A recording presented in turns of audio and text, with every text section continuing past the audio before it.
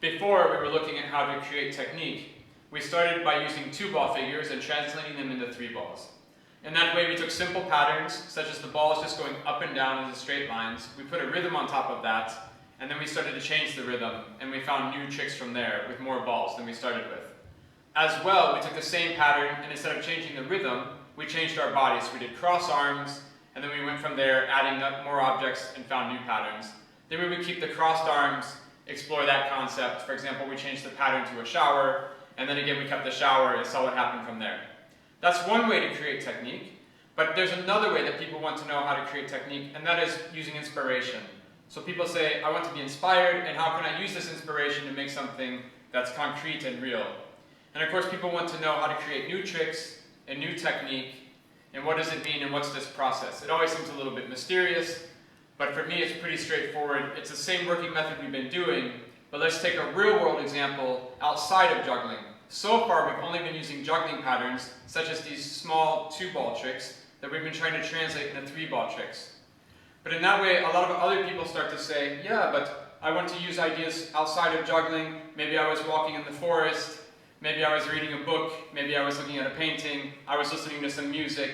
We hear artists all the time talk about inspiration and where this inspiration comes from. And it is always some sort of mysterious process about how this inspiration can turn into real-world ideas. They were struck by lightning, and they did the genius painting, and it was beautiful, and they became famous. That's always the romantic vision. But for me, this idea about inspiration and applying it to our daily practice is the same as everything else we've been doing.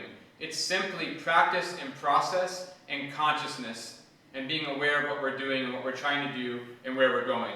That doesn't mean I always know exactly what's going to happen, but it means I have some sort of idea of which direction I should start to explore. So I'm never stuck, and I'm never out of ideas, and I never know what I'm going to do. There was always some forward movement. Maybe some of these things don't always work out, but at least I'm actively trying all the time and reaching towards a further goal where there might be something good in the future, instead of getting discouraged and saying, well, this isn't working out, so I'm going to stop, and then not know what I'm going to do. So I'd like to tell you a true story. This story is about how I created something using some inspiration that I had in my real daily life. Some of the ideas we work on now in class together, they are examples to try to communicate these ideas. And those examples, of course, can be seen clear in hindsight. So some of these examples we work on together have been created after the fact, when I look back at my work and my life, and I start to understand what I was doing in the moment then. However, what I'd like to do now, today, is tell you about this example, this true story, that wasn't looking backwards. This is exactly how it happened in my life. So this is exactly how I created something out of nothing. And that way it started, I was reading a book. I was reading a book about the life of Laban.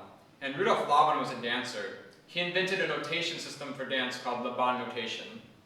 And already you can start to see there's a little similarity there between dance and juggling, or his life and my life, in the way that we're looking for notation systems for what we do. With juggling, we still don't have a perfect notation system to describe exactly what we're doing. And in that way, it was very interesting to read this biography about Laban, because he was also trying to explore how can I document, how can I notate dance and communicate it to others. So as I was reading his biography, and he was from Hungary, and he was active around the early 1900s, 1910, 1915, 1920, something like this. And I was looking at this explanation of some of his early work with how to notate dance. And he had a really clever idea to start off with. He said, in order for me to communicate how I'm dancing to others, I'm going to draw a map. Just as you would draw a map from how to go from here to your home, if I wanted to tell you where to go, I could take a map and I could draw a line from where we are to where I live, and then you could find me like that. In this way, I thought it was a really nice idea. He said, I'm going to draw a map of how I'm dancing, and others can look at this map and read the map and do the same movement I'm doing. So, in order to draw a map, he first had to define what shape of the country or land he was in. In that way, he started to use these 5 shapes from Plato, these platonic solids, which Plato said the whole world could be viewed through or perceived through these 5 different shapes. And these shapes had different numbers of sides, different sort of formations. So you had the tetrahedron, which of course is the pyramid. You have the cube, which is 6-sided. And then there's also the octahedron, dodecahedron, and icosahedron. But Laban started off by using the cube. And he said, I'm going to use this shape from Plato, and imagine that I'm standing inside this shape. So a cube, or a hexahedron, has 6 sides. And as I was reading this book, I turned the page, and I saw in the book a drawing that was similar to this. So he takes the shape from Plato, and he puts a human form inside of it. And it turns out that the size of the cube is equal to the size of the human body standing inside of it. And that way we have this word called this kinesphere, which we talked about once before, which means as far as your body can reach, as far as your limbs can reach in every direction. So my Laban cube from Plato is as big as my body, and your cube then from Plato will be as big as your body, bigger or smaller depending on how you are. And in this picture, what Laban did was, he said, now that I have defined the borders of my map, I can start to say that, for example, this arm is going to move over here and around here and up here. In that way, you can imagine that if I'm standing inside the cube, I can start to relate to the cube on my map, and I start to understand exactly where the arm is going to go. Obviously, this curve shape was pretty hard to do, to understand specifically what's happening. And in that way, what Laban said was, instead of starting off with more complicated movements, like these curves, he would first start off by only moving his arms and legs, his limbs, along the edges of the cube. So only on the straight lines, this is where he would move his limbs. And then in that way, he could tell people who were looking at this exactly how they should move as well. So in that way, his dancing in that moment was something like, here's the top edge of the cube, and then he's moving his arms here. Maybe his leg stretches on the floor and back, and he goes to this corner. And he has dancing that's very angular like this. And in that way, maybe you can say that's pretty silly dance, or not very advanced or interesting dance. But I think it's pretty clever again, or it's a nice evolution of this idea for a notation system of movement, of dance. It's pretty good. But again, looking at this drawing, when I turned the page in this book that I was reading, I saw, again, this cube with a human figure inside. And around the human figure was this curved line. So we had the human here, and then there was some sort of curved line like this going around the cube. And I thought to myself, just accidentally, I thought, oh, that kind of looks like a juggling pattern. Or, even more, wouldn't that be nice if it was a juggling pattern? Because it reminded me a little bit about some of the documentation I've tried to do in my life when I try to tell my friend about how to juggle. I say, oh, I came up with this new trick, and then I tried to draw a picture, and it looked a little bit the same. And it maybe communicated the same sort of information that's a little bit hard to understand. But in that way, I thought, hey, wait a second, this is really nice. That could be a really nice juggling pattern. And in that moment, I thought to myself, I was inspired to say, wouldn't it be nice to try to translate or transfer some of these ideas that Rudolf Laban was working on into juggling ideas? And that was the start of the idea.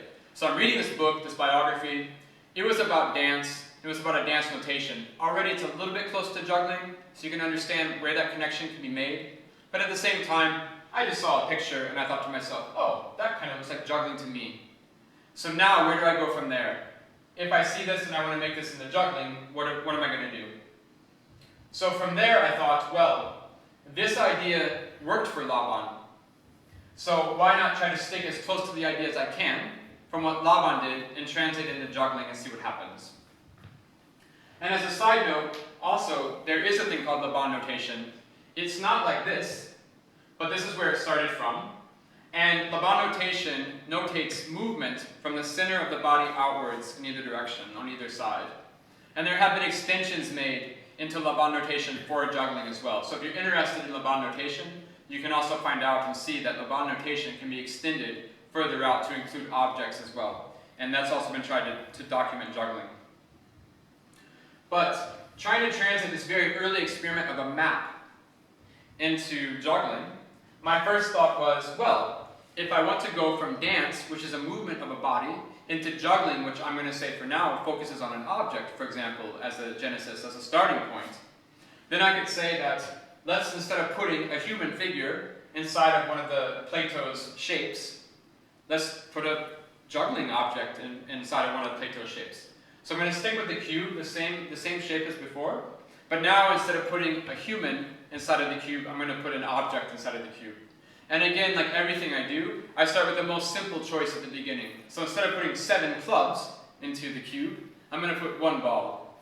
Make my life easy from the start and see what comes from there. Because as you know before, whenever we start simple, it's easy for a few steps, and then it gets really difficult after a while, pretty quickly, and that turn happens very fast. So it's good to start simple and see what happens. If it's boring, I can always go back later on and add in different choices at any step of the process. So I started off with this idea that I wanted to take an object, and I'm going to say 1 ball, and put it inside of a cube. And then the question becomes, how big is the cube? Because, again, Laban's cube was as big as his kinesphere. But since I'm not focusing on the human body, I'm focusing on the object from the side of juggling, then I could say, I want the cube to be as big as the object's kinesphere. So then it becomes the question of, what is the kinesphere of a ball? And I think that's a pretty funny question, something I had never thought about before. And even from that point, I can start to have a different process and start to think about, what are the kinespheres of objects? How far can they reach in every direction? Of course, we have the body and object connection in my map of juggling. And of course, it means that the body is the one moving the object. So in one way, you could start to say, the kinesphere of the object is also the same as the kinesphere of the body, but that's not a process I did, but it's some stuff I start to think about. And that means in this process we're in now, it's like we're going down a road. And I started off here reading a book about Rudolf Laban. And then I'm going down and I see this picture. And then I start to see how to translate it in the juggling. And now in this translation process, I come up with this idea of what is the kinesphere of an object. And I can start to follow that path and find other ideas as I go. But now we're going to go down here and take another direction. Well, I just want to point out then, at every step of the way, I could have made different choices, right? So these ideas aren't right or wrong. There's not one correct way to do this at all. But it is a real process. It's a concrete journey. So I said, okay, I'm going to put an object inside of the cube, and the cube should be as big as the kinesphere of the ball. So how big is that? And I said to myself again, well, let's keep things simple. And it turns out that in this process for now, for today, the kinesphere of the ball is, the cube is about as big as the width of my shoulders. How about that? And that way I could say that the cube, one side, one line of the cube here, is about as big as the distance between my hands. What a coincidence for my body. It makes my life pretty easy. Again, why make my life harder to start with? If this doesn't produce a good result, later on, I can go back, I can rewind back on my path, because I know where I'm coming from, and I can make a different choice. But for now, I'm just going to say the cube, then, is about this big, here in front of me.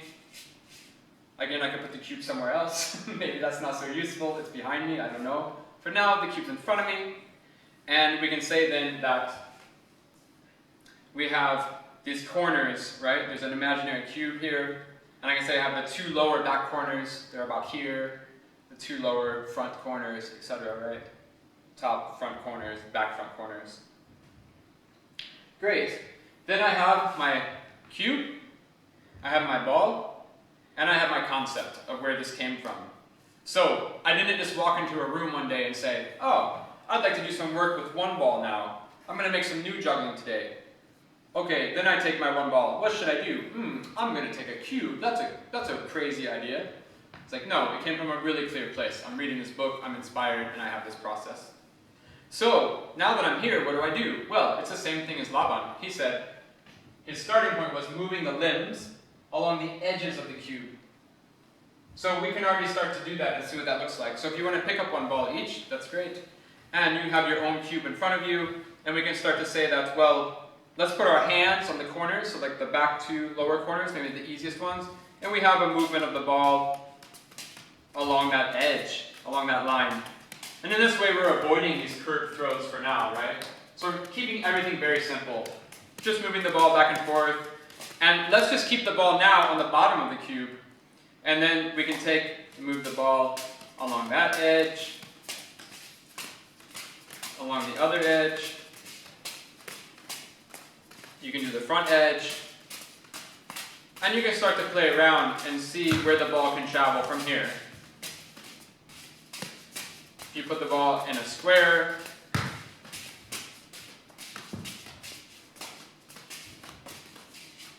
And what types of throws do you need to do this? And how accurate do you want to be?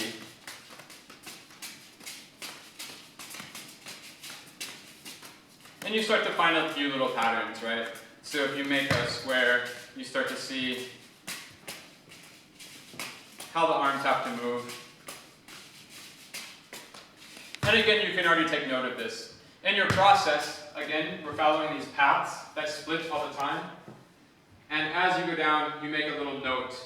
And you say, okay, this could be something interesting. If moving the ball in a square on the bottom of the cube generates some sort of idea or technique that you find interesting, that you want to save for later, then you just make a little note of it.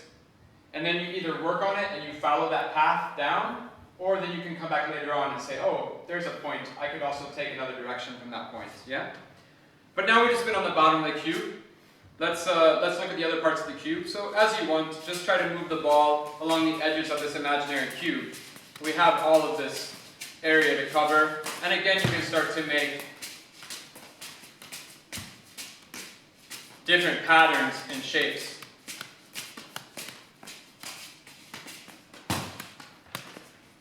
As you start to find things that repeat.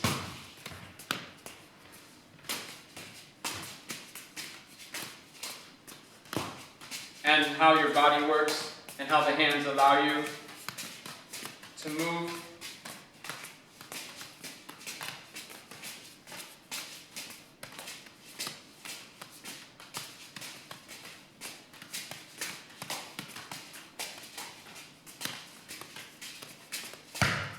And for me, when I was doing this work, I started to find some moments that I liked. So for example, when I'm moving the ball along the bottom, I have a throw here. I thought that was kind of nice. When I have this square, at one moment I have this throw like that to keep it along the back bottom edge. But then I start to have these patterns where the arms have some sort of logical sequence. The side top edge, the right front edge going down, along the bottom, the back, the front, up, back, across. For example, you start to have these patterns that connect in the way that your arms bend. I thought that was kind of nice. I didn't think it was the greatest thing I'd ever done, and I wasn't satisfied with my process. So it wasn't like I was reading this book and then I did this, and I thought, oh, awesome, I'm done now. I can be finished and be happy. But I thought there was some value in where the work was going so far. So I decided to keep going down that same line I was on. And in that way, now, we're going down this line here, and in that way I say, okay, I had a thing that worked, it's working, it's going somewhere, it's not finished, but it's working somehow. So let's do the same thing again. And that's something I use in my work all the time. And it goes back to this first idea that we did a long time ago, where we were talking about under the leg throws. And I was 8 years old and I learned under the leg and I thought, oh, I'm finished now. It's the under the leg throw, I've done it. And now we saw there's a million under the leg throws and they never end, they never stop. And so in that way, I'm moving the one ball around these edges and I start to find a little throw that I think is nice, or a little physical arm combination somehow. And then I don't stop there. I say, it's great, so I'm just going to keep doing it. And I know to keep doing it again and again until it doesn't work, because there's always things to be found. If something's working, don't stop. Just keep doing it all the time. So in that way, I'm moving one ball around the edges of this cube, of Plato's cube, with Laban's idea. So instead of just using one ball, let's try with 3 balls, since one ball was nice. So we can take 3 balls, and we have the same starting point. I'm going to say that my hands are going to be on the corners of the cube, again, for now. And as I started with 1 ball, I just wanted to move it across the edge.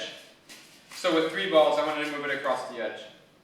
And so when I start just with the hands on the 2 back corners, I kind of quickly realized that the balls are going to hit if the ball stays on the edge. And again, I can define that in different ways.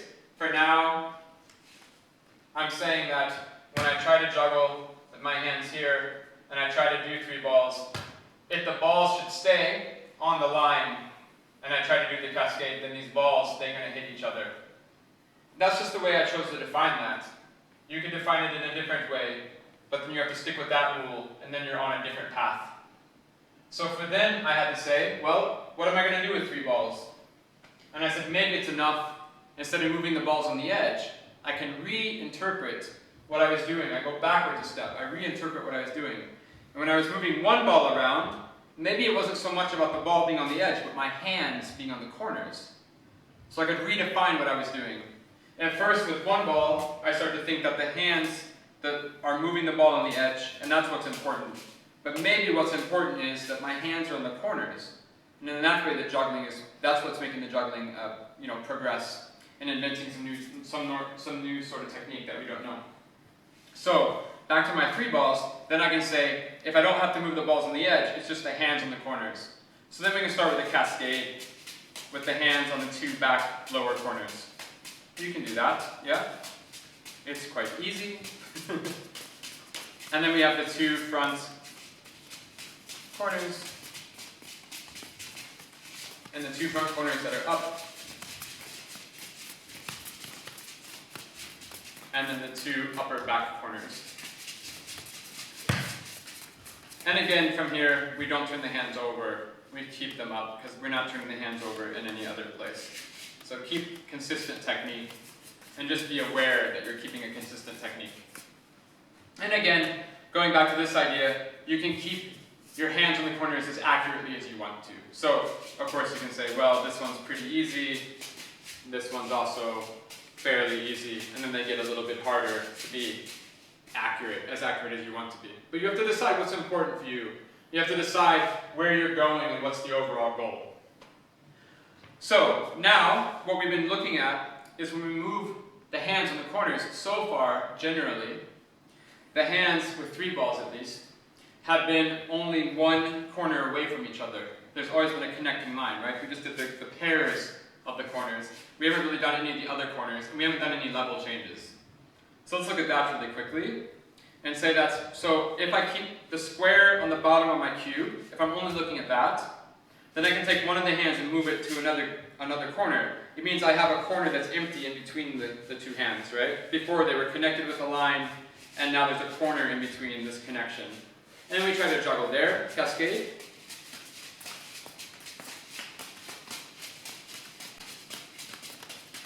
Right? And you can move with the other hand, of course. So we have these 2 movements where the hand goes 1 corner away. Then you can do 2 hand movement, you can do 2 corner movements. For example, I move to 1 corner and I can move another corner, and I have a cascade there.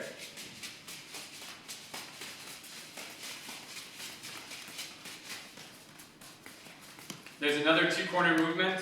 So instead of moving one hand 2 times, I can move each hand 1 time. So I go 1 corner and then another corner, and I have a cascade here, which is pretty hard.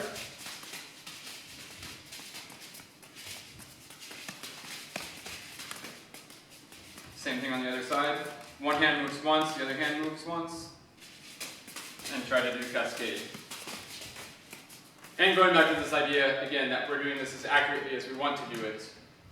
And it's better then to do a few throws that are very accurate than a bunch of throws that are kind of accurate, because I can already do cascade, that's not the problem.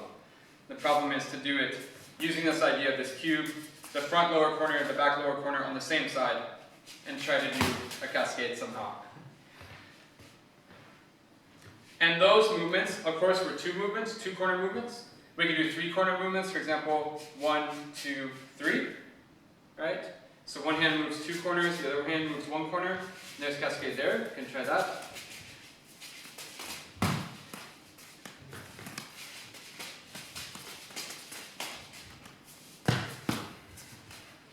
In theory, you start to have a 3 corner movement that's like with just 1 hand that looks like this. 1, 2, 3. Well, what's the cascade there? I don't know. Can you define it and just say that they're both on the same corner? And then you have to start to think, well, wait a second. We started to define and say that if the balls, the 3 balls were on the same line, they were going to hit. So then it's important that the hands are in the corners, but now can both hands be on the same corner? What does that mean? So do we have like the 3-ball cascade here? I don't know. But you can reinterpret as you go, right? And then you can make a new branch on your path, on your road, and just keep note of it. There's also, of course, four corner movements. We have 1, 2, 3, 4. You have cascade here. You want to try? 1, 2, 3, 4.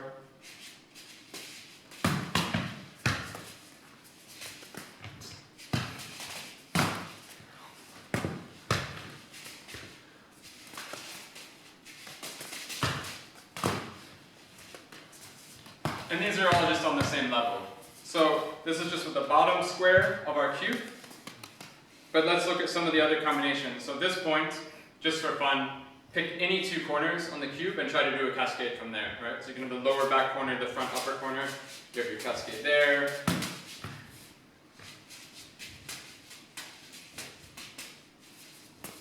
You can pick 2. Maybe it's more about the level change, and how do you keep a cascade then? Does the pattern change? If you change the pattern to something else, you have to do that pattern everywhere else.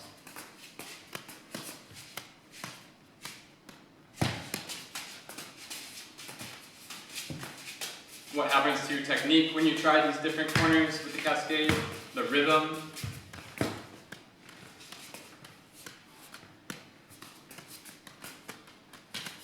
And of course, if you want to, you can start to be more detailed and more structured and say, well, we only did the bottom square, we could only focus on the side square, all the patterns there.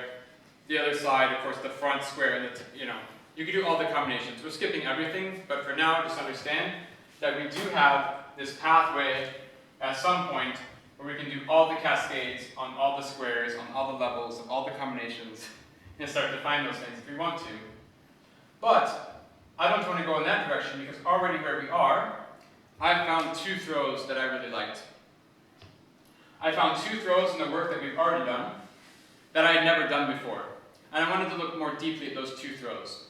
Because again, what I'm doing now is a creative process, an artistic process, trying to find a new piece of technique, trying to create something new with juggling. So I'm reading this book, and again I have to keep in mind, what is my goal? I'm reading this book, I have an idea, and I want to find something using that idea. I want to find something useful and concrete in my everyday life that I can hold on to and work on and show something when I'm done with it. So, already on this journey, we're around here with 3 balls on the corners doing these cascades, and I found 2 throws that I like. Again, that work can go on and on and on forever with new ideas, but I'm going to rewind and go back and look at those 2 throws. So let's look at those 2 throws with 1 ball first, and then look and see what it means with 3 balls. So the first throw, it comes from the 2-corner move using the bottom square, and let's take the 2 movements with 1 hand. So I go forward and across. And from here, I try to do a cascade with 3 balls, and I have that this ball, again when I was using 3 balls, so the 1 ball, it's very easy to put it on the line. With 3 balls we had a throw, yeah? I was trying to do a cascade. Let's look at that throw. You can try this throw on your own with 1 ball. And at one point when I was practicing this, 1, 2 here, at one point when I was practicing this throw with 3 balls, I was having a problem keeping a cascade. Because again, on this journey and this process, we start to find different pieces of technique. Sometimes, for example, when I bring my hands up to the back top corners, I want to turn my hands over and do a throw like this. Do this overhand kind of throw. And it means then I should start to interpret that everywhere else. Or sometimes if I have different levels, I have a hand that's on the top corner and the bottom corner on the same side. And I want to do a cascade. And the cascade is hard. But if I start to change, maybe 1 hand over and 1 hand up, and I get more of a shower technique. Okay, what does that technique translate into when I have to rewind back my path? And what does that mean at every step of the way? So now, it means that when I did my 2-corner move with the same hand, I'm trying to do the cascade. At one point I thought, maybe it's easier to get this cascade going if I open my elbow here on the backhand. Because I had nothing about my elbow previously on my journey, right? I was only talking about my hands. So if I open my elbow, and then I have this throw. So try that. So try the throw. There's your two corners, the normal throw, and then at one point, again with 3 balls, I was trying to figure out the cascade and what that meant, and I opened my elbow. And it was this throw that I'd never done before. So I started to play around with this throw, and again, I had just made a note of it along the way. At one point I thought, oh, there's this throw, that's nice. And now I'm going back and looking at this throw more deeply. So this throw here. And this throw that I'm doing, if I do it more and more, it starts to remind me of a throw that I've already done, but it feels different somehow. So, have you done a throw like this? Shoulder throw. A shoulder throw? Yeah, okay. So a shoulder throw, right. So we have this throw, this new throw, and then you have a shoulder throw. Yeah, and then you start to say, okay, so maybe this throw, right now, it's a shoulder throw that doesn't go over the shoulder. And I thought, hey, that's a pretty nice idea. I'm reading this book, this biography, just randomly. I mean, just because I was kind of interested. I thought, oh, this could be interesting. This guy from Hungary and whatever he's doing. I'm interested in dance and notation, okay. And then out of that, reading that book, I have this little journey, and I get to this idea where I'm doing, oh yeah, I'm doing a shoulder throw, but a shoulder throw that doesn't go over the shoulder. And that's kind of cool, right?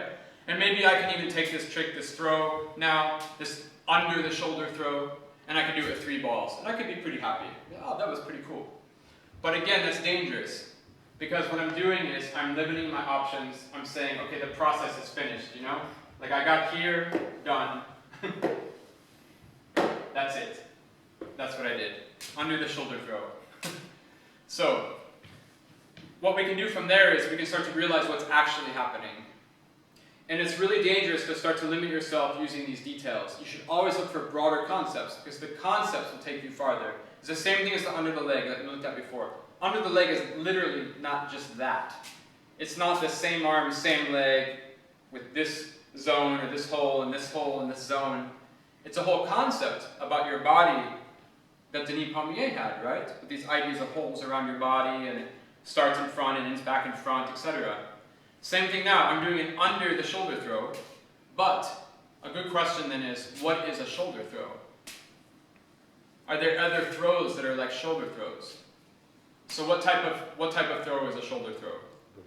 A body throw, exactly. So it means that if I start to define my shoulder throw as a body throw, and I have an under the shoulder throw, then it means suddenly, if I start to think about body throws, I have body throws that don't go around the body. And that's a cool idea. And that's a really nice idea to work on. And that's the next idea forward. So again, we have this pathway here. We're doing this journey, this book, whatever, all these little ideas that connect it. And now we're on this really huge idea. Body throws that don't go around the body. Right, as a concept. And again, at every point of the way, these branch out into many other ideas. But now we're going to explore this idea and see where this goes. And it's going to take us to the next idea, and that's going to branch out, and it's going to take us to the next idea, etc. And that will happen forever. But it's a very concrete process. And again, I know I keep repeating this, but I think it's worth mentioning. The point of what we're doing right now isn't body throws that don't go around the body with 3 balls. That's not the point of this idea. The point is a process of how you can translate ideas and inspiration and creativity into actual concrete physical things that you can work on. So, for now, let's look a little bit at these body throws that don't go around the body, because it's going to take us to the next step. And this idea of the body throws that don't go around the body, it didn't come from nothing. It didn't come from a lightning strike on my head. And then I painted my genius Mona Lisa masterpiece. It had this very long journey that's quite repetitive. But, I mean, it's very necessary. So, let's try to find other throws that are body throws that don't go around the body. So, one of the first body throws I learned was, under the leg, which we talked about. So, just go ahead and do under the leg that doesn't go under the leg. go ahead and try that first before I say anything more. So we have an under the leg throw. We want to make an under the leg throw that doesn't go under the leg. Right, so there's a lot of possibilities here. And I'll say that again, the reason I picked under the leg and the reason I picked this first example is because I always start with the most simple thing I can think of. If I have this idea of body throws that don't go around the body, the temptation is to go, what's the craziest body throw I have? And then that's going to be even more crazy when it doesn't do that, you know? But it's such a mystery, I don't understand yet exactly what I'm talking about. I only have one little example of an under the shoulder throw. And what does that mean? So, I start with under the leg throw, and I say, okay, it doesn't go under the leg, so it goes like this. And I really did that. And then I thought that was really stupid. I thought that was kind of a waste of my time.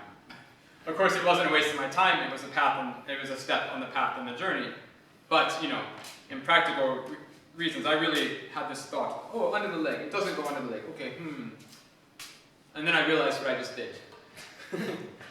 But of course, there are different ways to interpret it. You don't have to stop there, but it is a nice starting point that you can say, okay, under the leg, that doesn't go under the leg. Whoa, goes over the leg.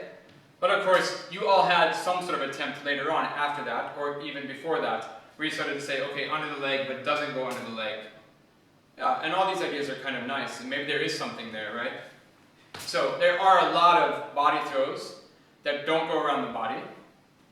But let's only look at the ones today that are going to take us to the next point on our map, basically, on our road, our path. So there are, like I say, a bunch of body throws. Let's take a few common body throws. Let's do this one where we're going to catch the ball behind the neck, and it comes out over on the other side. So again, we have this hole between the arm and the head. There's a hole between the arm and the head on the other side. It's going to fly through this first hole. I catch it, and I pull it out behind my head, around my head, to the other side. So go ahead and do that throw and that catch if you've never done it before. If you've never done it before, what you can do is really easy, is you just give that ball to the other hand. You don't even let go, and then you just stop your hand a little bit early, and the ball will fly behind your neck, and you pull it out to the other side. If you've never done it before, you can just give the ball there and pull it out, and then just stop your hand a little bit early, and the ball will fly the rest of the way, and you can pull it out. Much easier to do that than try to throw it up and then have it come down and try to catch it behind your neck. That's a little bit harder. But it doesn't matter if you've never done this throw before, because that's not what we're going to do. Because this body throw is going around the body. It's going around my head. It goes behind my head. But what we want to do is, in the same way we have an under the shoulder throw, we have a shoulder throw and then an under the shoulder throw. It means that instead of the ball going behind the head, we want it to go in front of the head. So take the catching hand, and instead of putting it around back behind the neck, put it around the front, back behind the neck. And then we have a catch here. So this body throw becomes a body throw that doesn't go around the body. We keep the catching position the same, but instead of wrapping around behind, wrap around in front. And catch behind the head as much as you can.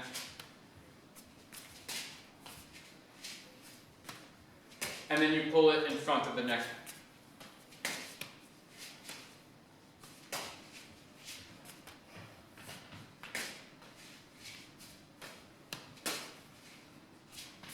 There's also, instead of a catch in that position, there's also a normal body throw that's a throw in that position, right? It's a behind the head throw. So here we're carrying the ball through the hole that's between my head and my arm. I carry it, and then I throw it out the other hole that's between the head and the arm. So that's a body throw, where the ball is going around my body. It's going around my head. But again, we're not going around the body. So this body throw that doesn't go around the body, instead of wrapping around behind, it's the same thing. Wrap around in front, and you have a throw from there. So wrap around the ball in front, and a throw from there. So this is a body throw that's not going around the body.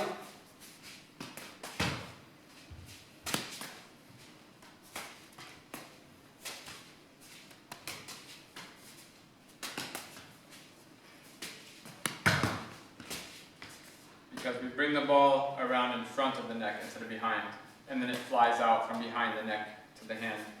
So it's not going around.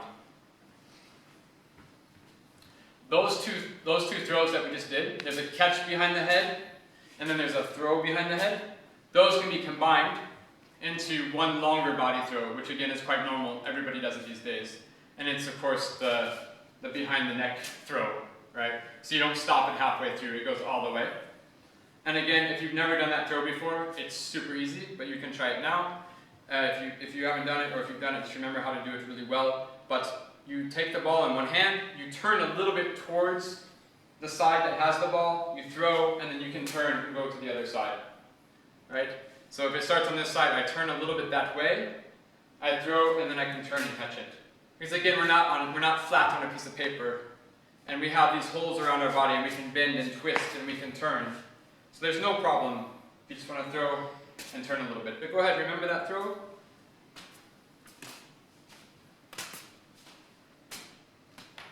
So again, we have this body throw, where I do this throw, and the ball is going around my body, it's going around my head. But let's do that same body throw without it going around the body. And you can go ahead and try that on your own before I show. So we have this body throw here, with the ball going behind the neck, and we want to do the same throw, but the ball doesn't go behind the neck, right? If we have this body throw where it goes behind the neck, the defining characteristic is the ball's going behind the neck, that makes it the body throw. Yeah, exactly. So you've done the same thing I did. So again, we're in the same situation where it's like this. Okay, here's a body throw. It goes behind my neck. Cool. Let's do the same throw. It doesn't go behind the neck. You think about it really hard, and then you go. It just goes in front of your face, right? It's not going behind the neck. It's going in front of the neck. Then you just get this throw. That's nothing. It's a throw. It's maybe even worse than the on the leg. I don't know. But it's just going in front of you. But I thought there was something there. And again, in the same way that we have to start to reinterpret and redefine exactly what we're doing. So at one point we started to think that the balls were going along the lines, and then we realized it was just the hands in the corners. Then you have to start to think, okay, in this body throw, where the ball goes behind the neck, again, the behind the neck is what is defining this as a body throw. It's what defines this, that the ball is going around the body, it goes behind my neck. So I started to think, okay, wait a second. If I throw the ball, and I start to throw it behind my neck, but then, right when it starts to go behind the neck, I turn my neck, and it comes back in front of me, then it hasn't gone around my body. It hasn't gone around behind my neck, right? At least it hasn't gone behind my neck. So here I have behind the neck throw, or a body throw. And again, I just want to say that now this idea is, if I start to throw it behind me, well, it's going to go behind my neck. No, I turn my neck. So then it doesn't go behind me at all. It means that I'm turning where I'm facing. So this throw is leaving from the same hand that's going to catch it. So I'm going to throw with my left and catch with my left. And I'm going to turn towards the direction of the hand that starts with the ball. It means the ball is on my left, I'm going to turn to my left, I'm going to catch in my left. So I have a throw that looks like that. And then that's why I'm saying for now that we have a body throw that goes like that, but that doesn't go around the body because I turn. So try that throw for now. Again, whichever side you're on, you're going to turn that direction, and you're only going to use one hand to throw and catch.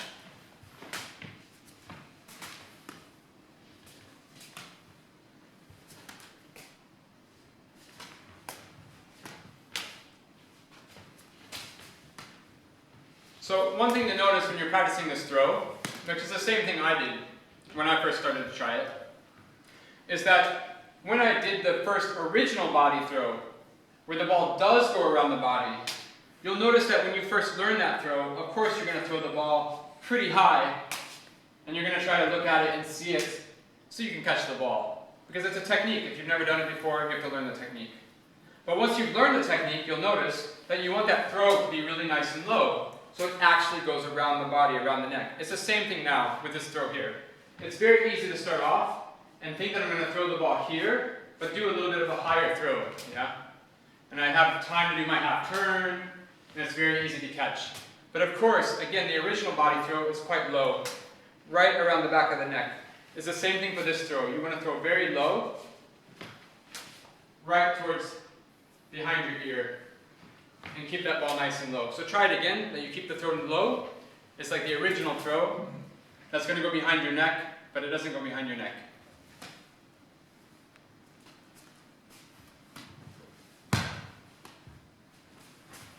So keep that throw really low.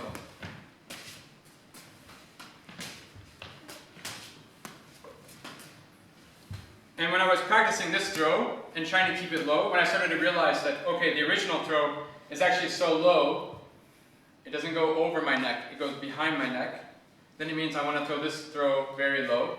It means that at one point, I realized if I started to throw it at my shoulder, that was really a nice height. And in fact, when I throw the ball at my shoulder, it's a little bit of a matrix thing, right? And then it pushes my shoulder out of the way, and it's pushing my arm out of the way, and then I straighten my arm and I finally catch the ball. So I'm throwing the ball so low, it comes at my shoulder, right? It comes at my shoulder and pushes me out of the way. So look at that for a second. Try to throw the ball really low, and try to throw it at your shoulder so that it moves you out of the way.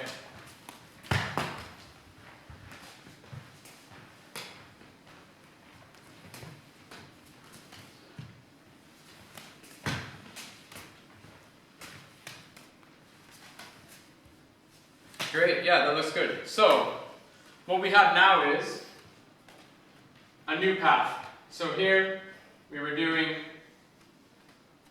body throws that don't go around the body. And now we have a new idea, which is something like throwing balls at your body and getting out of the way. I don't have a good name for that, but basically now we can start to explore that area of what we're trying to do. We didn't do all the body throws that don't go around the body, but now we did enough of them to understand that we have a new concept. And this new concept is when we're throwing the ball at our shoulder and then we're moving out of the way. And I started to think, well, that's a really nice idea. I'd never do that. So why not make more tricks on purpose where I'm throwing a ball at me and I have to get out of the way? And again, then we have a new idea, a new concept in this path that came from reading this book. And so now we're going to look at this idea of throwing balls at the body and getting out of the way. And it's the same thing now that we had with the body throws that don't go around the body. Not all of these examples are great, right? So I started to find these tricks where I'm throwing balls at my body, I'm getting out of the way, but they're all not genius. So maybe not the best idea in the world, but fun to try anyway. Let's look at some ideas with one ball then, where again, you're throwing, getting out of the way. There's a bunch of really silly examples, but some of them are kind of fun. If you can just throw at your hand, and that hand's going to get out of the way. You can just try with one ball. Or you can take that hand and turn that on the side, and put your other hand across here, and you're going to throw that ball straight line to the same hand, and just, again, that ball's going to go, push that hand, it's going to travel, and come back. So we have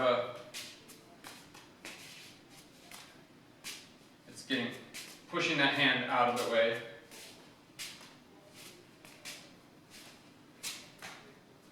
Or then, for example, if you have your elbow bent here, and you're going to throw the ball at the elbow, but if you straighten your arm, the ball will pass under.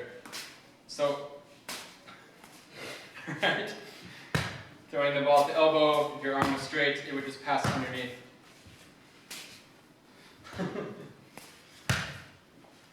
Let's look at this turning the body thing again. So, because before this idea came from throwing at the shoulder, right? And the shoulder was turning the body a half turn. Let's look at this one. You're going to throw the ball here at your stomach, and then you're going to turn a quarter turn so that the ball can pass and go to the other hand. So we have and that's way it's going to push you out of the way of the ball.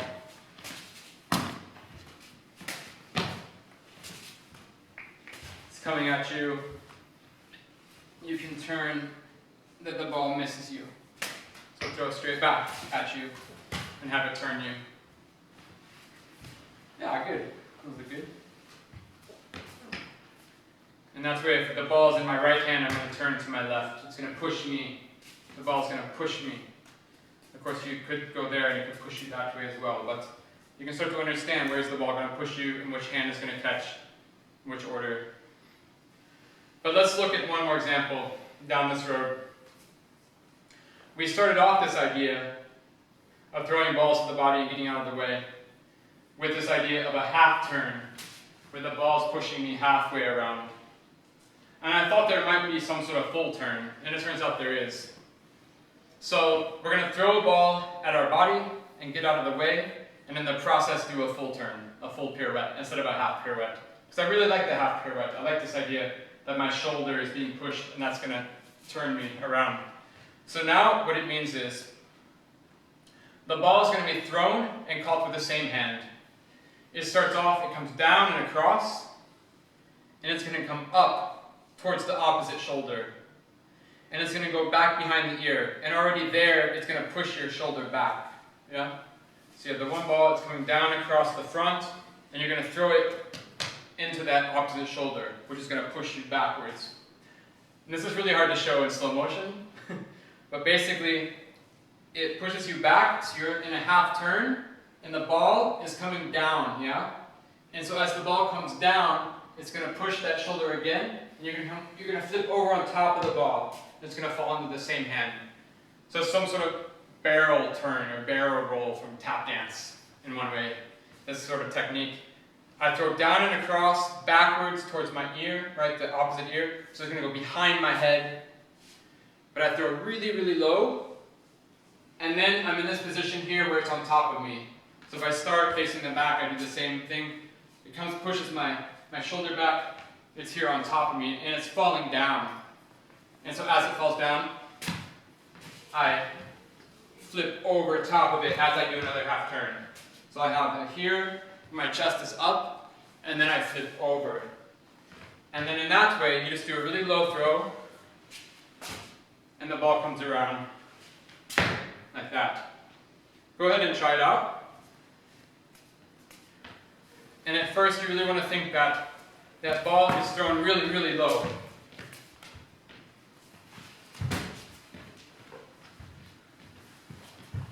And in fact, when you first start off, you can make that throw so low that it can touch you. That's fine. If you want to throw it so it touches you, so you start to understand how low is really low, then that's perfect. So try it out. If at first you throw and it touches you, it's okay. And if it touches you, just throw it a little bit higher. But the lower the better. It really turns your body around. Those look great. Yeah, nice.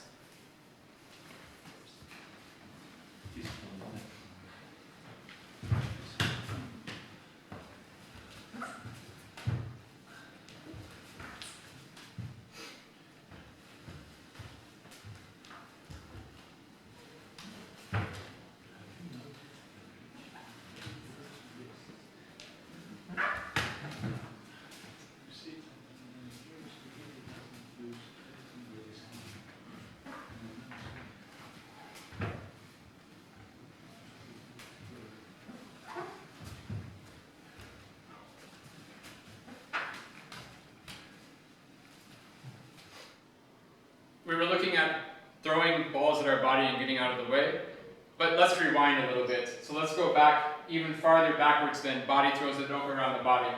Remember I said all the way back near the beginning, there were two throws that I liked when I was trying to do the 3-ball cascades. There were two throws that I noticed that I had never done before. And the one was what we just practiced, this under the shoulder throw, where we had a 2-corner movement of the same hand, one corner, and then another corner. And then we have this throw, again by opening up the elbow, just out of accident of practicing. So I had this under the shoulder throw. And then we saw where that would lead us into different ideas. But now, at the same time, when I was training these 3-ball cascades on the corners, I found another throw that I really liked, I hadn't done before. And that's also with a two-corner movement, but of the different hands. So one corner movement of each hand. It means that I put one hand up one corner on the bottom square, and the other hand goes across to the back corner on the same bottom square. And then I have a cascade here with 3 balls. And again, I have this throw here that's going backwards under this arm to make this cascade. And it's this throw that I noticed that I've never done before. I thought that's really strange. The ball kind of travels parallel underneath the arm, right? And I kind of catch it back here in this hole. It's almost like some sort of reverse back cross thing, but that doesn't go around the body. It's going around in front of the body, but I'm still kind of catching it in that hole somehow, as an image, as an idea. So I have this throw that goes backwards. You can go ahead and try that throw to remember it. Again, it's 2 hand movements. You have one hand up, front, it goes forward, the other hand goes across. Then you have that throw, especially the backwards throw, I thought was kind of strange. This backwards under the arm throw. It's not a throw that we would normally do, I think, in juggling. Or not one that I'd ever really done before on purpose, or noticed before at least. So I have this throw. And now, what I want to do is, I'm going to take that throw and explore it the same way. So I'm going backwards from here, back up my path, my road. Let's say, to here. It's where I found these 2 throws. And now instead of going here, which is what we did before, I'm going to go here and see where we go. And so now, with this new throw, this backwards throw, that I'm kind of catching under that arm,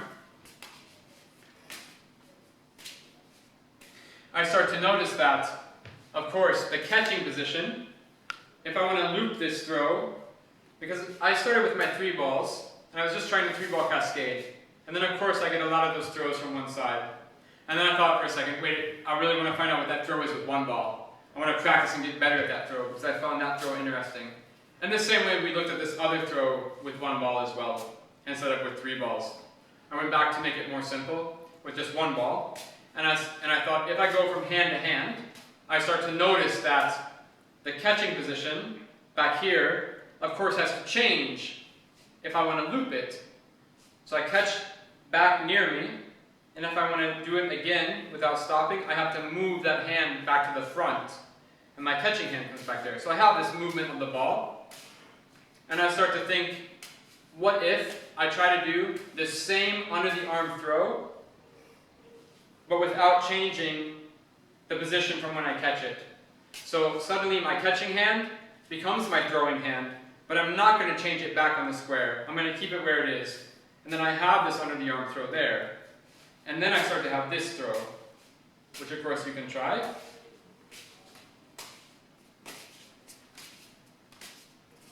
And I just noticed that, again, I'm taking this first throw, and instead of changing the throwing position, I throw from the same position where I'm catching. So I have this idea a little bit about catching positions and throwing positions, and this throw that's kind of going backwards underneath the arm somehow. This little throw with the wrist back towards me or across to the side for now. So I was starting to think about these things, and here I have the throwing position normally, of the normal throw of that, here. And then my new throwing position is here across the body, right? So normally I can start here. If I throw the new catching, and it's the new throwing position, is back near me, here's the normal one, and here's the new one. So I started to try to connect those. So here's the first throwing position, I move it into the second throwing position, and I go from there. So I have a little bit of a circle, I start to notice. Okay, then I have this circle. Then I start to think, what is this idea? What kind of throw am I doing? In the same way that I have here, I have this throw that comes under the shoulder. So what is an under the shoulder throw? Well, it's a body throw, etc. So from here, I start to have this circular path before I let go of the ball. And I start to think about, what does that mean? What is the throwing position? And at one point, I don't throw the ball, and I just keep going. And I get an arm curl, right? So try that. First, you have your normal throwing position. the second throwing position, but if you just keep going in that circle and you never throw, then you just get an arm curl, yeah? So you have this arm curl. You take the ball in towards you first, it goes under your arm, the palm is always facing the ceiling, you just keep going around. It's an arm curl. Curl it around, palm always to the ceiling, it just comes around. You can just keep looping that if you want, if you've never done an arm curl.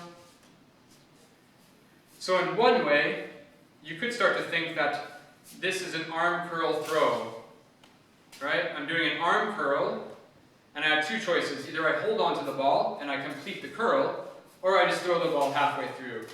So now I have some sort of idea about this arm curl throw. And this means a couple of things.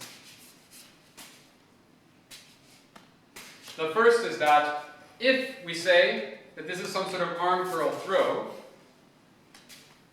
then it means that the arm curl, when I throw, the ball is going under the arm, right? Because that was one of the defining characteristics from the beginning, when I said that the ball travels backwards under this arm. But in the same way that we had an under the shoulder throw, which could also be an over the shoulder throw, it means now I have an arm curl throw where it's going under the arm.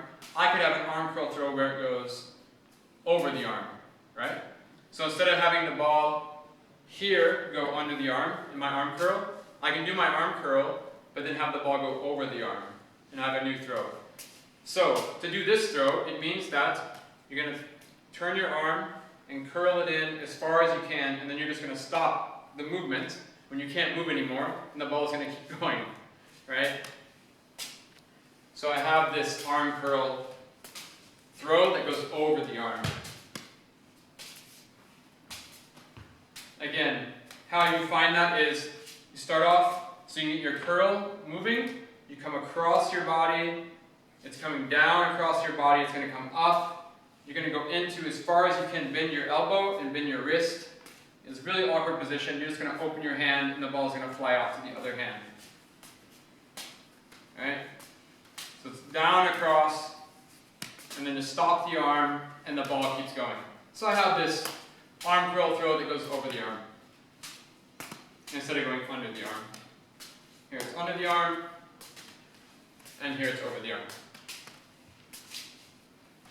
It also means that if I start to say, once I turn this throw, and then I start to connect those points, and then I start to say this is an arm curl throw, it means that with an arm curl, you also have a, what?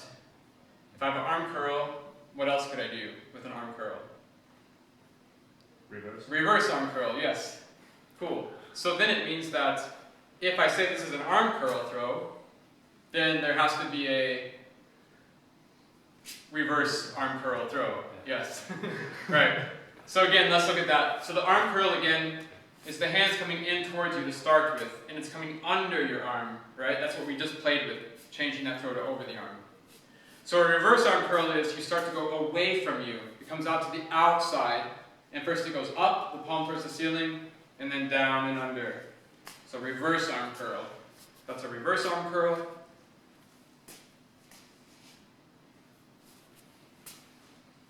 And then what we're looking at is, if we're saying this is an arm curl throw, and there's a reverse arm curl, then what is the reverse arm curl throw? And like everything, we're following these paths, these ideas, they're linked. It's clear where they came from, but we don't know what is a reverse arm curl throw. That's okay, there's no right or wrong answer. You can try many different ones. So try to make your own and we see what we find. I have my favorite one, but I know there's a bunch of different ones. Mine goes in the air a little bit higher than the normal reverse arm curl. Let's see what you come up with. So we have this reverse arm curl. We're going to try to do a throw inside of that arm curl. The same way we have a normal arm curl, and then we're going to throw inside of the normal arm curl. Normal arm curl, if I don't let go, it just comes around. But if I do let go, I kind of throw halfway through, for example. So here's a reverse arm curl. What happens if I throw at some point in that movement of my arm?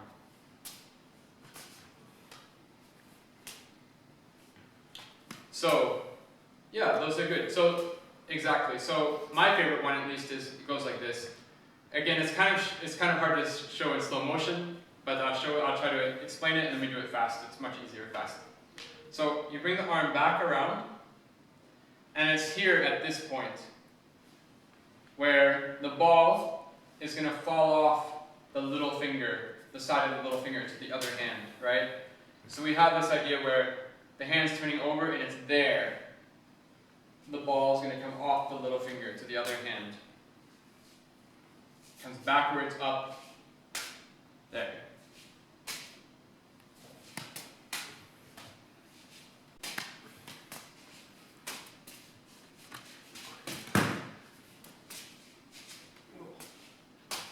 For me, it's a little bit easier to do it faster, to get the ball to roll off.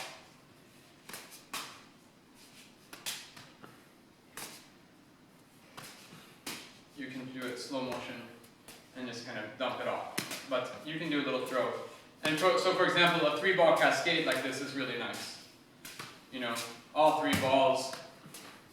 It's a really beautiful trick. So we have a reverse arm curl throw.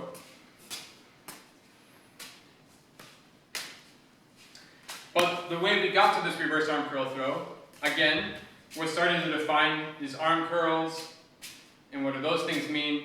But the way we got to arm curls was we took our original throw that comes back underneath that arm, and we changed the throwing point to where the catching point is. But essentially it means, if we look at the square on the bottom of the cube, we've taken this throw, like here, that's the one we were looking at, and we've turned it 90 degrees. So we have the square on the bottom, and I take this throw here, and I turn it 90 degrees. So, that was a good game to play. Again, I'm going backwards up my path. Here I have this idea. Turn throw 90 degrees. I take another branch there. So now, from here, we're going to take and do tricks that are turned 90 degrees on purpose. And that's the concept we're looking at. Let's take another trick and turn it 90 degrees since it worked the first time. Because it was productive the first time, and it led us to new places. It led us to these arm curls. And so let's look at something else that we turn 90 degrees and see if that also works.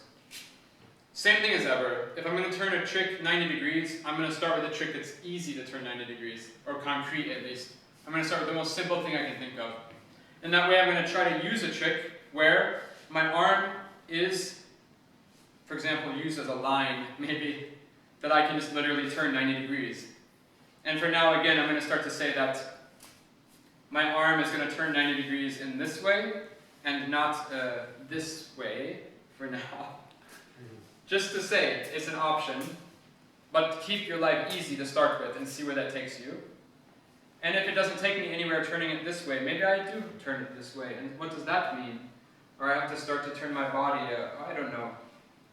So, the trick I want to do is, the ball is just going to come from the same hand and to the same hand, it's going to come over the top and catch to the same hand. So if you've never done that trick before, take the ball in one of the hands, it comes down, and from here you do a little throw and catch back to the same hand.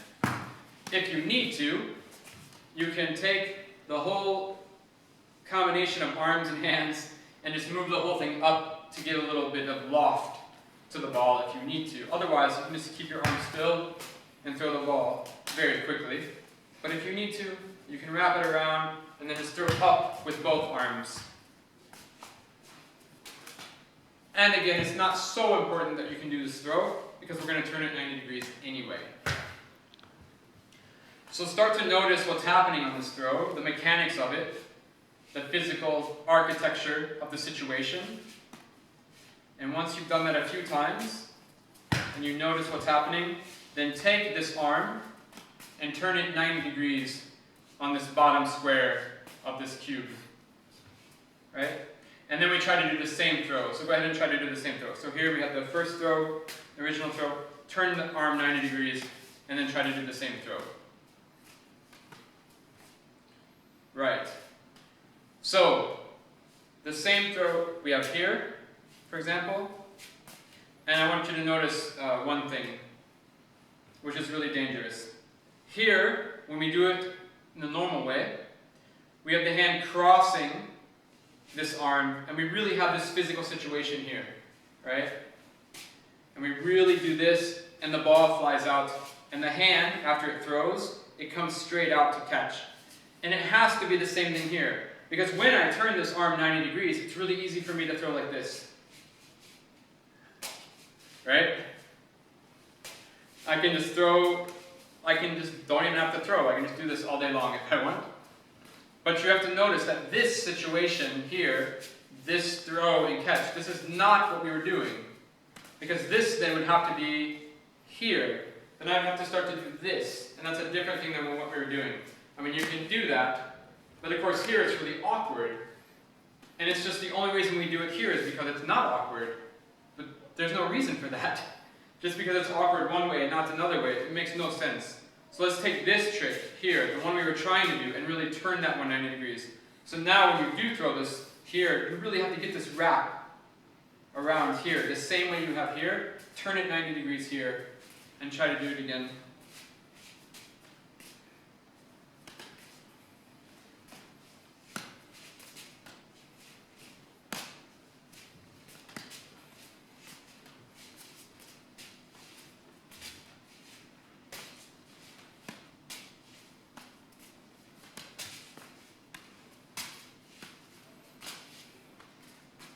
So we get this throw, and it's coming through this hole that you make. So when I cross my arms here, right, I get this hole of my arms here, and then the ball comes up through that hole. And of course you can start to play around. My original trick is here, the ball comes back, so here the ball is coming back. Is the real original trick. But again here, if I turn, I start to have this hole I can play with. It means here, it should come back to the beginning. Just to notice these changes in technique. But it's really nice when you turn the arm 90 degrees that you have this hole you can throw the ball through back to the front to the same hand.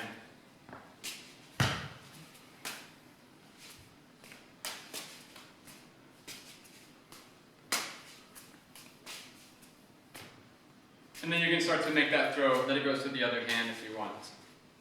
I know in our original throw it did not, but of course it could. So now,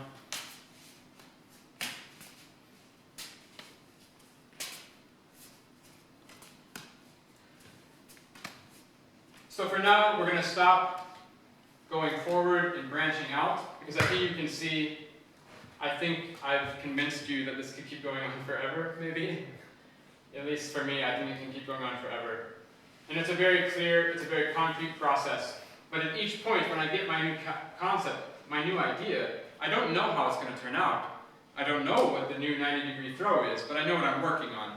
And personally, I like that. I like that style of working, where I have a very small idea, but it's really clear. I solve that idea, and out of solving that idea, I get 2 more, or however many more ideas. They're really clear ideas, but I don't know what they're going to be exactly. But I have some idea where I'm going. So let's rewind to the very beginning of all these tricks that we found, all these new throws that we found, and let's try some of them with 3 balls. So let's look at how some of these throws we did with 1 ball translate into 3 balls. I think most of them were pretty straightforward. We're not going to take a lot of time today on this with the side swaps that don't really work out rhythmically. But a lot of these throws are the side swap 3. We can add them into a 3-ball cascade pretty easily, pretty straightforward. Let's look at the first throw we had, this under the shoulder throw. And we can just try to put that into a cascade. Again, it's pretty straightforward. It's a 3. You can go ahead and try it along with me. There's no right or wrong way to do these things. But at some point, one of the throws, you can do it under the shoulder throw. And this might go good if you slow down your cascade to a longer dwell time and just pick one of those throws so you have time to hold on to the ball and throw it under the shoulder. It's a little bit longer time to carry it, so if you have a slower cascade, you'll have more time to do that. But once you can do one, you can just try one hand all the time, every throw with one hand. Alright? And you can be as accurate as you want how much it goes under the shoulder. Or you can just try one ball back and forth.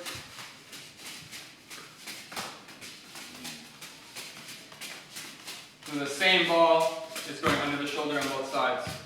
And if you want then a flash of 3 balls, for example, it's kind of nice. And then if you want to try to run it. And again, a slightly slower tempo or a longer dwell time might help you.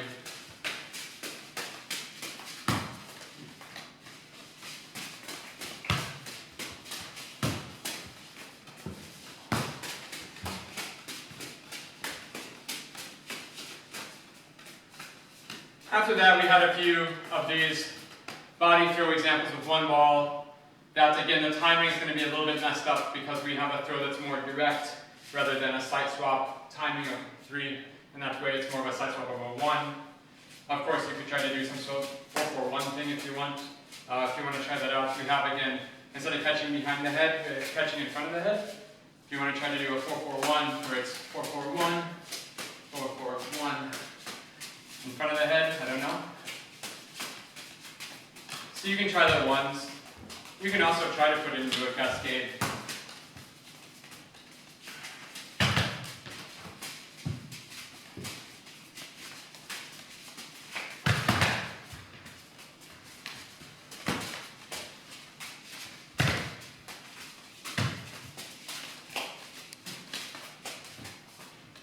And again, we have to be aware of changes in technique. When I do this in a cascade, I find sometimes it's easier, instead of wrapping my hand around like this and catching the ball behind my neck here, that I wrap my hand around like this and I catch the ball back there like that. So you have some sort of weird catch like that. And of course later on you'd have to change your hand and turn it over and explore the other variations of what that means. But sometimes it's easier to catch the ball behind the neck. If you turn your hand over in the cascade with 3 balls. Again, there's no right or wrong way to do these things. It's just to try them out. And then we have the throw behind the head, which went in front of the head. And again, you can try that with 3 balls.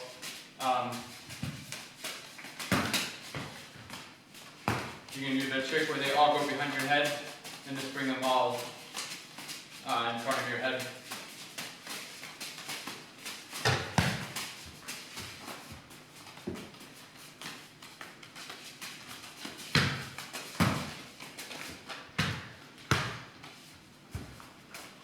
Yeah, it would be a really nice trick to do the 3-ball cascade where every ball is being thrown in front. That's great, yeah. Nice. And after that we have the half turn, where the ball, normally goes behind the head, but now it's going to go in front of the head with the half turn. So it's going to go back in the same hand. Again, it's just a little bit of a timing issue. It's a really low throw, and you throw and you catch with the same hand, so it's just an issue of speed and timing. It's maybe not the most interesting trick with 3 balls, but it's possible.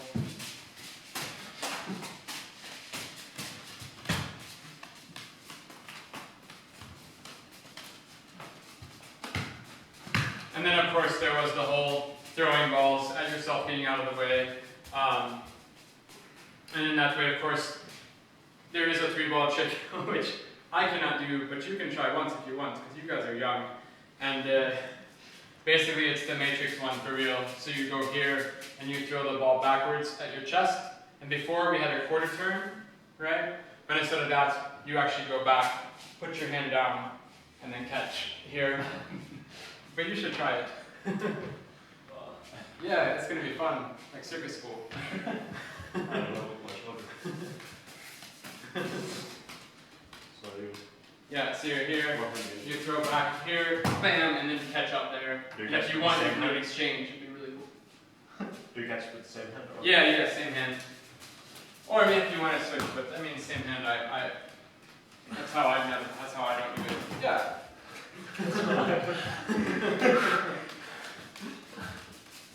Yeah, that's good.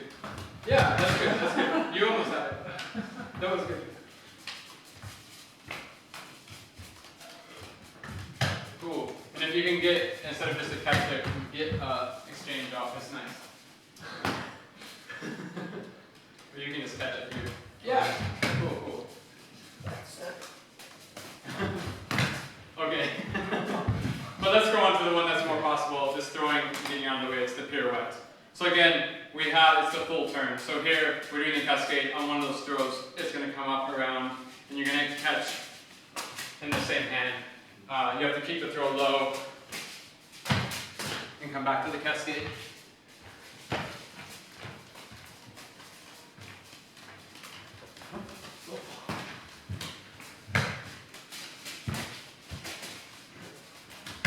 The hard part is, of course, getting that last catch in, that last throw after you come around.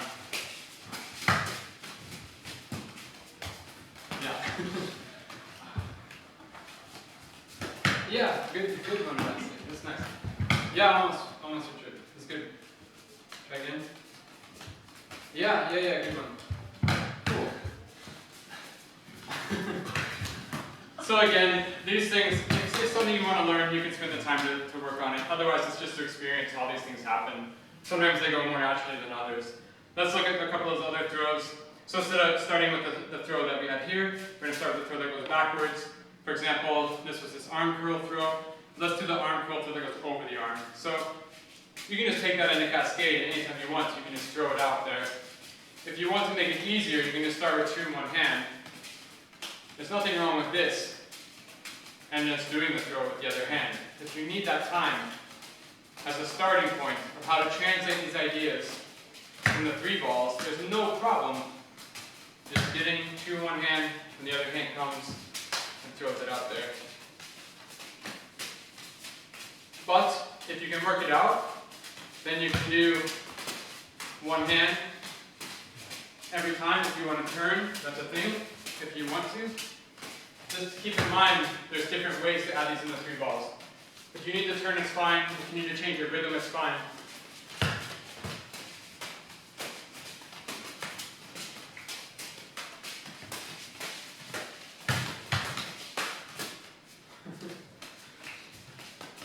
We also had a reverse arm curl throw.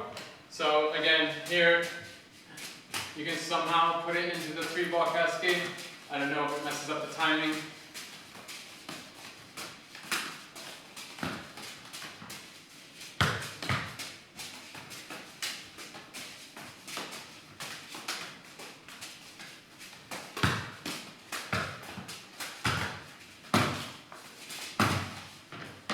You can try just on one hand, just on one side. We discuss that reverse arm curl throw all the time. Or one ball, back and forth.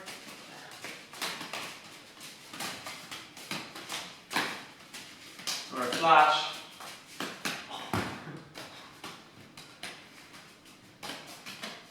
Nice. And finally, let's just look at the last throw we did. It's nice in three balls. This idea of turning this throw 90 degrees here. And now we're going to have to go to the other hand, for example, because we're doing a cascade. So at any point you want, again, a slower cascade, give yourself some time. And you do a throw.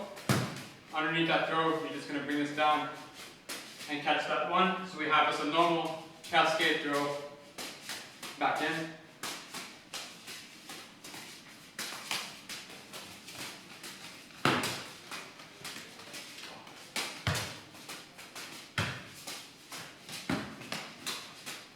If you want the same ball, back and forth.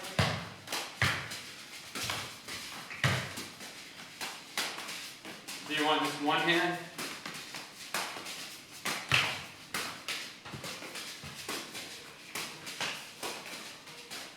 Or then you can try everyone.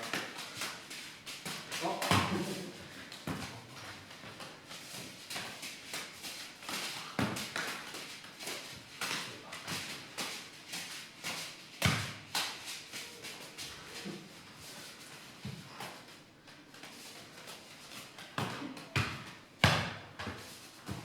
But we have all these methods to add these throws in that we did before with the other two ball tricks, or one ball tricks, or ideas, where you get rid of a ball when you, you get rid of a ball, or all these ideas about rhythm, and add that back in. But sometimes you can just see what happens and say, well, yeah, it naturally fits, and then what's the best way?